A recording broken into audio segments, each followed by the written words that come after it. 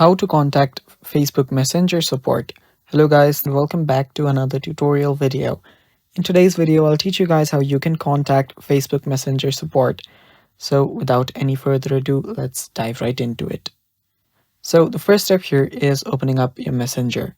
Make sure that you're logged in into your account. After that, head over to the menu that is on the bottom right corner. After you're there you'll find an option called Settings. Right below your username, tap on Settings, and after you're on your settings, scroll down. After you scroll down there, you will see a Help option. So tap on Help. It will redirect you to Facebook and then to a web browser. On the web browser, you'll find yourself on your Messenger Help Center. And that is basically how you can contact Facebook Messenger support.